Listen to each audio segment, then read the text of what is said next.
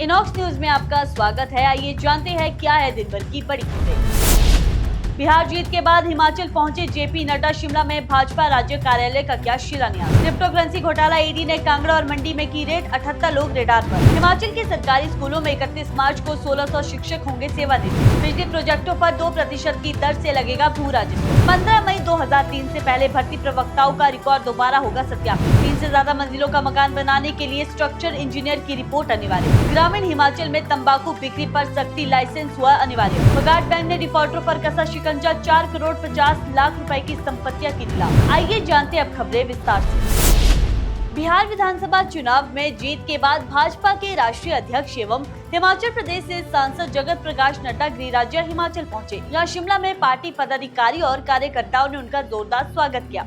इस दौरान नड्डा ने शिमला के जुब्बड़हट्टी क्षेत्र में प्रस्तावित भाजपा के राज्य स्तरीय कार्यालय का शिलान्यास किया। 6.5 बीघा भूमि पर बनने वाला ये कार्यालय दिल्ली स्थित भाजपा के राष्ट्रीय कार्यालय की तर्ज पर आधुनिक सुविधाओं से लैस होगा। इसके लिए पार्टी ने एक राज्य स्तरीय समिति का गठन भी किया है। वहीं प्रदेश भाजपा अध्यक्ष डॉक्टर राजीव बिंदल ने कहा कि बिहार चुनाव सामान्य नहीं बल्कि देश की राजनीति की दिशा तय करने वाला जनादेश है। उन्होंने कहा कि प्रधानमंत्री नरेंद्र मोदी, गृह मंत्री अमित शाह और राष्ट्रीय अध्यक्ष जेपी नड्डा के नेतृत्व में कांग्रेस का बिहार से सुपड़ा साफ हो गया है। डॉक्टर बिंदल ने दावा किया कि कांग्रेस का 6 सीटों पर सिमटना उनकी गिरती साख का प्रमाण है और यही स्थिति 2027 के हिमाचल विधानसभा चुनाव में भी देखने को मिलेगी। इस अवसर पर प्रदेश प्रभारी श्रीकांत शर्मा, सह प्रभारी संजय टंडन, नेता प्रतिपक्ष जयराम ठाकुर, पूर्व केंद्रीय मंत्री अनुराग ठाकुर सहित कई वरिष्ठ नेता मौजूद रहे।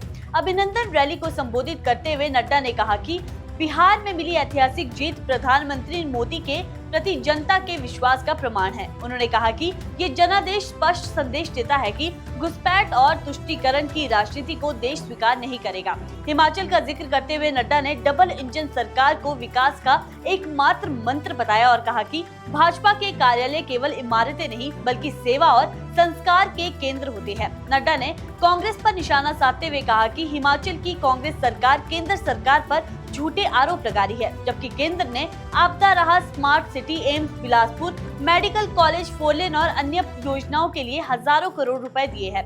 जेपी नड्डा के स्वागत में आयोजित अभिनंदन समारोह को भाजपा का शक्ति प्रदर्शन माना जा रहा है, जिसे सुखू सरकार की जन संकल्प रैली के जवाब के रूप में देखा जा रहा है। हिमाचल प्रदेश के कांगड़ा और मंडी जिलों में ईडी ने 13 दिसंबर को एक साथ बड़ी कार्रवाई करते हुए बहुचर्चित करीब 2000 करोड़ के क्रिप्टो करेंसी घोटाले के सिलसिले में छापेमारी की। इस मामले में ईडी के निशाने पर प्रदेश के करीब 78 लोग बताए जा रहे हैं। ईडी की टीमों ने जिला मंडी के सुंदरनगर और जिला कांगड़ा के नगरोटा क्षेत्र में तड़के दबिश दी।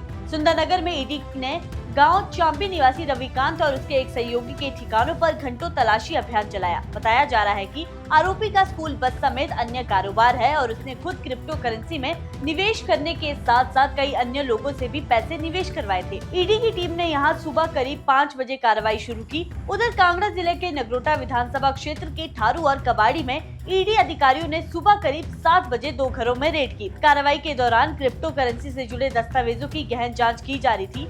वहीं सूत्रों के अनुसार इस पूरी कार्रवाई की सूचना स्थानीय पुलिस को पहले नहीं दी गई थी।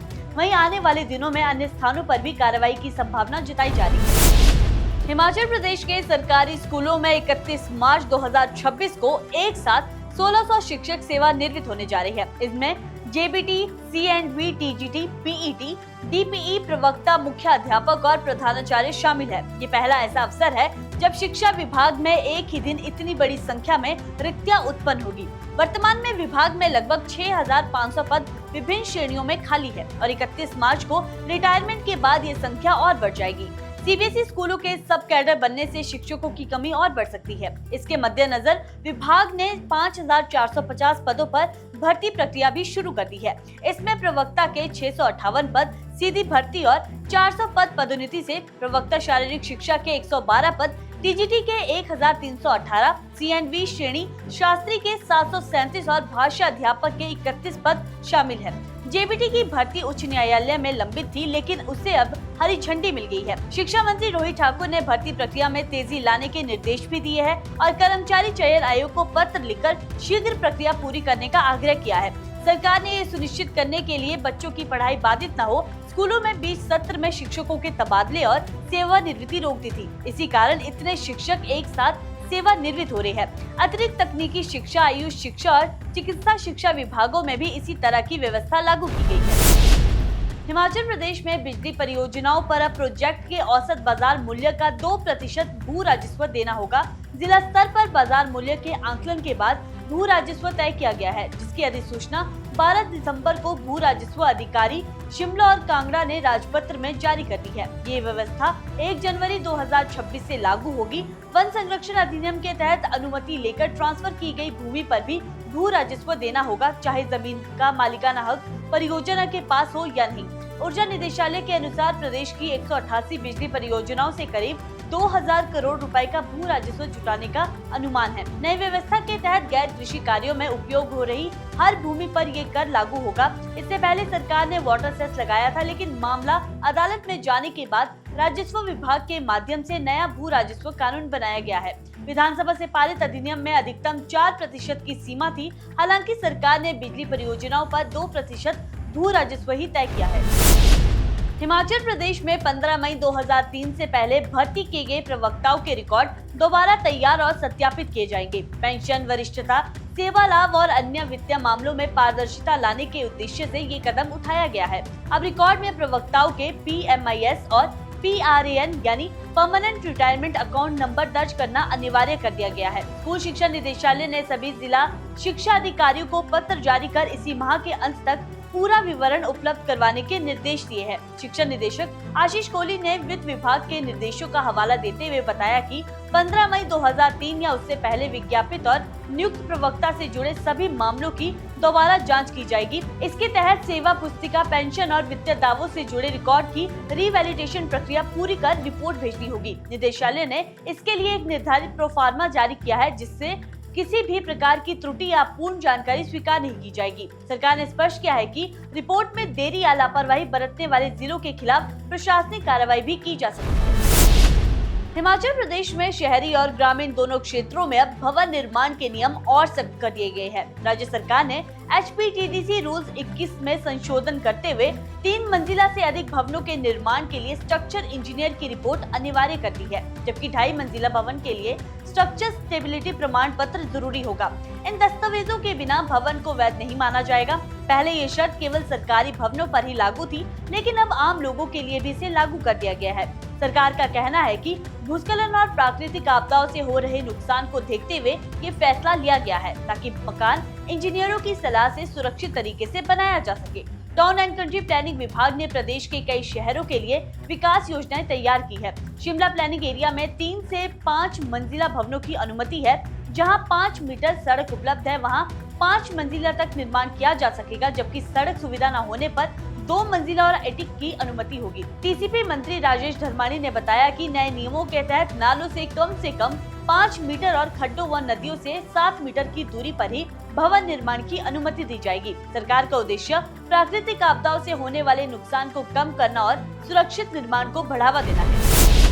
हिमाचल प्रदेश के ग्रामीण क्षेत्रों में तंबाकू उत्पादों की बिक्री को लेकर सरकार ने नियम सख्त कर दिए हैं। अब ग्रामीण इलाकों में तंबाकू बेचने के लिए दुकानदारों को शर्तों के साथ लाइसेंस लेना अनिवार्य होगा। बिना लाइसेंस तंबाकू बेचने पर पंचायतें दुकान को सील कर सकेगी और दोषियों के खिलाफ दंडात्मक कार्रवाई का प्रावधान भी किया गया है। लाइसेंस प्राप्त दुकानदार 18 वर्ष से कम उम्र के बच्चों को तंबाकू उत्पाद नहीं बेच सकेंगे। लाइसेंस के लिए दुकानदार को आधार कार्ड, 2 फोटो और शपथ पत्र जमा करना अनिवार्य होगा, जिसमें 2 गवाहों का विवरण भी अनिवार्य रहेगा।